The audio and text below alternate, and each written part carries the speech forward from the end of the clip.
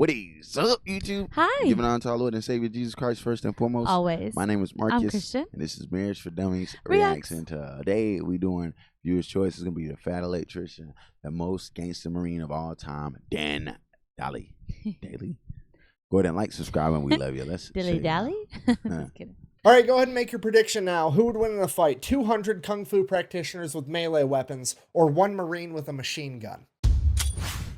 Today we're talking about the most gangster Marine ever. A man so remarkable that General Lejeune himself would declare him to be the most outstanding Marine of all time. A man that was so fierce on the battlefield that General Smedley D. Butler, one of only 2 Marines to ever receive the Medal of Honor twice, would declare him to be the fightingest Marine he ever knew. Ladies and gentlemen, the only other Marine to receive the Medal of Honor twice, Sergeant Major Dan Daly. Born in New York on November 11, 1873, Dan Daly would grow up competing as an amateur boxer as well as working as a paperboy. And while working as a paperboy might seem like the useless details you throw in at the beginning to humanize the main character, in this case it's anything but, because him working as a paperboy would create a butterfly effect through time that would change the US military as a whole. You see, you gotta remember that this is the late 1800s and information and news didn't spread the same way it does today, so working as a paperboy back then meant that he always got the newspaper, meaning that he had more information at his fingertips than 99% of the population. Because of this, he would be able to closely follow the exploits of future President Theodore Roosevelt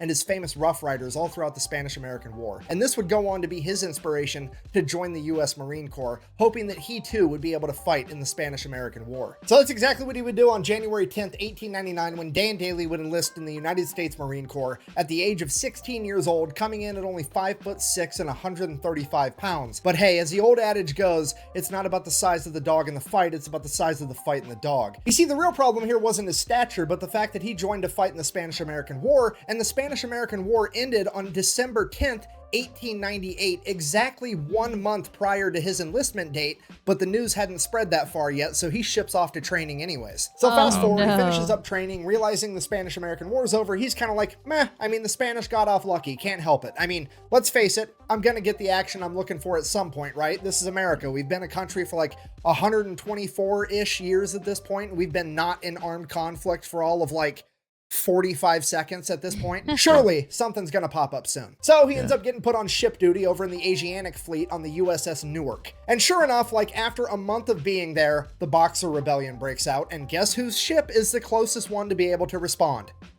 Dan Daly. All right, real quick, oversimplified explanation of what the Boxer Rebellion is in case you have absolutely no idea. At this point in time, China had really just been opened up to the rest of the world, and foreign influence is just flooding in. You have Western businesses going in there trying to make money. You've got Western governments going in there being like, hey, you guys want some democracy? And then you had missionaries going in there also trying to spread Christianity. And all of this influence came so fast, so quick, that a large portion of the Chinese population felt that it was too much, too soon, and they started to push back and started a nationalist movement. Part of this nationalist movement was a bunch of young men that practiced Kung Fu. Now, to somebody from the West, Kung Fu looks an awful lot like shadow boxing, so they just referred to these young men as boxers, hence the term Boxer Rebellion. These boxers got together, started their own little club called the Society of the Righteous and Harmonious Fist, and then proceeded to run around beating the shit out of and or killing every foreign diplomat, businessman, and missionary they could find. And it is at that point that the Marines get sent in. So Private Daly and the rest of the Marines show up to Peking, China, which would later go on to become known as Beijing, the capital of China, at which point they promptly and immediately take over a large legation center on the southern border wall of the city, known as the Tartar Wall. They then gather up all the refugees they can find, get them inside the legation center, and set up a defensive perimeter.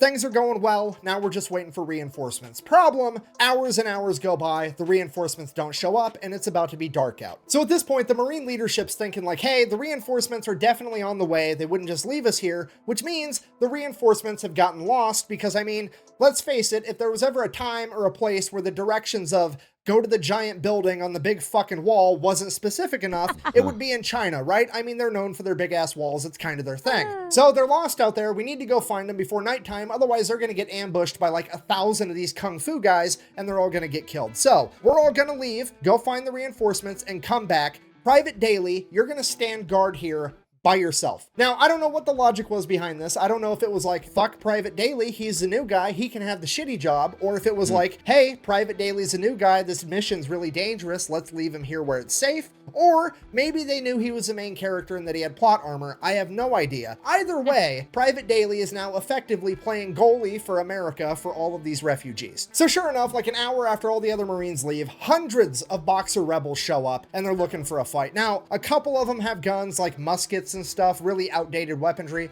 By and large, they're all carrying traditional Chinese martial arts weapons like swords, bow staffs, what have you. Some of them are even just rocking the old meat mittens, but they're looking for a fight either way. And this is shaping up to be one of the most ridiculous battles of all time. I mean, this is the type of stuff you get drunk at the bar and ask your buddy, like, hey, you think you could take on all 300 Spartans if you had a machine gun? Like, that's exactly what's about to go on here. I mean, in one corner, you've got an 18-year-old Marine with a machine gun, and in the other corner, you have 200 martial artists with, like, bow staffs and shit. You literally have gun fu versus kung fu, okay? And here's the kicker with the entire thing. The Society of the Righteous and Harmonious Fist legitimately and wholeheartedly believes that their martial arts training has made them impervious to bullets. Yeah. So this entire horde of kung fu fighters just starts running at Daly as fast as they can as he opens fire with his machine gun, and they fight well into the night. The rest of the Marines were a couple miles away. They found the reinforcements, but now it's too dark for them to travel in this rioting city at night safely, so they've adopted a little defensive position, and they're just holding position until daylight. They're literally forced to just sit there and listen to the machine gun fire and the yelling and the screaming and machine gun fire, and then suddenly the machine gun runs out of ammo, and then there's bolt action rifle fire. Fire. He gets the machine gun reloaded. There's more machine gun fire. And this goes on for hours. And then it progressively just gets slower. And there's less machine gun fire and less screaming and less machine gun fire and less screaming. And then suddenly it just stops. At this point, the Marines have to accept the fact that their friend has just died courageously in battle, fighting an entire mob by himself because they left him alone. And all the civilians that they've been tasked with protecting are going to be slaughtered. And now all they can do is sit there and wait for the sun to come up. So the sun comes up and the Marines start making their way back to the legation center, but they're kind of dragging their feet because, well, they know what they're going to find. They're really just there to recover the remains of Private Daly and make sure that those are taken care of. And they start making their way there. And as they get closer, they're like, man, Private Daly really took out a lot of these guys. That's impressive. And they get closer and like, holy shit. He took out a ton of these guys. This is the most aerodynamic mass grave I've ever seen. And they get to the top of the wall, and there's Private Daly smoking his pipe, leaning up against his machine gun. And they're like, holy shit, you made it. He's like, yeah, why wouldn't I? Well, we heard the machine gun stop firing, and we just assumed that you've been killed. He's like, no. I only quit firing because they quit coming. Dan Daly has effectively pulled off the impossible. He has single-handedly defeated 200 rebels by himself, saving all of the civilians as well as saving the day. All the Marines are like, holy shit, we're going to nominate this guy for the Medal of Honor because this is incredible. All the businessmen and the delegates are like, oh my God, we've seen what one Marine can do, and now we've got 1,200 Marines. We're definitely going to make it out of this alive. Hooray. And all the missionaries are like, oh my God, this is not what we meant when we said we wanted to make these people more holy. Shortly after this, Dan Daly would be awarded his first Medal of Honor for the battle, and then he would go on to continue serving in the Marine Corps as if nothing had happened. Okay, fast forward 15 years, now Gunnery Sergeant Daly has been involved in every military conflict the U.S. has for the past 2 decades. He is one of the most experienced combat veterans in the entire U.S. military, and he is a living legend in the Marine Corps. And on October 24th of 1915, Gunnery Sergeant Daly would find himself leading a platoon of men through Haiti during the Cocos Rebellion. Just after his entire company would cross a river, his entire company would be attacked on all 3 sides by over 400 Cocos rebels, forcing them to retreat back into the river. And while doing so, the horse carrying the crew-served machine gun would be shot and sink to the bottom of the river, as the remaining Marines continued to cross the river before adopting a defensive position to repel the attack until nightfall. It is now pitch black outside, and Gunnery Sergeant Daly knows as soon as the sun comes up, they are going to get attacked again, and the only chance they have is to get that machine gun back from the bottom of the river. So he takes off by himself in the dark of night, goes all the way back to the river, and just begins diving to the bottom of the river, trying to find this dead horse with the machine gun strapped to it. And after hours of trying, he finally finds this horse, manages to go down, untie the machine gun, come back up for air, go back down again, getting pieces ammunition, the gun itself, the tripod. He gathers up What? all Yup. of this stuff, gets it out of the river, This guy's a and then straps it superhero. to his Like- back and carries it back to his men. Bear in mind, Yeah. that is over 200 pounds of equipment, and this guy is 5'6", 135 That's what I'm pounds, saying. but he gets it done anyways. Now, Marines believe in a couple things when it comes to a gunfight. Number 1, bring a gun. Number 2, bring friends with guns. Number 3, decide to be aggressive enough, quickly enough. If you're not picking up what I'm putting down, I'm trying to tell you that he is not about to use this machine gun for self-defense. He's about to use this machine gun for self-offense. First thing in the morning, he gets his men together. They launch an attack first, scattering the enemy into the jungle, retreating, and Daly has effectively saved himself and all of his men, earning himself Wow. his second Medal of Honor. Fast forward Wow. 2 years, June Gosh, 1st, dude. 1917. It's World War I, and Daly is now a first sergeant, leading an entire platoon of young, inexperienced Marines He's just into the built Battle different. of Belleau Wood. If you don't know the Battle of insane. Belleau Wood, the Germans are just rampaging through France, making a beeline right towards Paris. And at Belleau Wood, the U.S. Army, the Marine Corps, the French Army, and the British Army all get together to stop the German military in their tracks. Now, this made it not only a strategic battlefield, but a symbolic battlefield, because how dare you stop the mighty German military? Now they're going to hit back twice as hard just to prove that it was a fluke. Because of this, right after they stopped the German military on June 1st, the French military is like, okay, we stopped them, let's take the W and head back to Paris and we'll fight from there. We don't want to get slaughtered in this wood line by the Germans because they're pissed. And it is at this point that the Marine leadership famously responded by saying, and I quote, "Retreat? Hell, we just got here." And then the Marine Corps pretty much dons their gas masks, fixes bayonets, and proceeds to fight their ass off for the next 26 days straight. Okay, here's what I need you to understand. On paper, the Marine Corps should absolutely not win this fight. They are both outnumbered and outclassed. The German military is one of the most veteran fighting militaries on the planet at this point in time, and the Marine Corps is primarily comprised of a bunch of 18-year-old kids that have never seen combat. However, leading those 18-year-old kids is a bunch of fucking badasses like Dan Daly. Okay, this video started with him being a paperboy from New York. He is now a 45-year-old man with 2 Medals of Honor that has been in the Marine Corps since he was 16 years old. This man is a grizzled veteran that has been there, done that, and has a t-shirt, and he is about to don his plot armor and fuck shit up. So the Battle of Belleau Wood kicks off on June 1st. Pretty much immediately, First Sergeant Daly's lieutenant gets shot, and he is now out of the fight. Okay, if you don't know what that means, the officer is the one guy on the battlefield that sorta kinda pretends like he gives a fuck, and he is now gone. The regulator is off the war machine,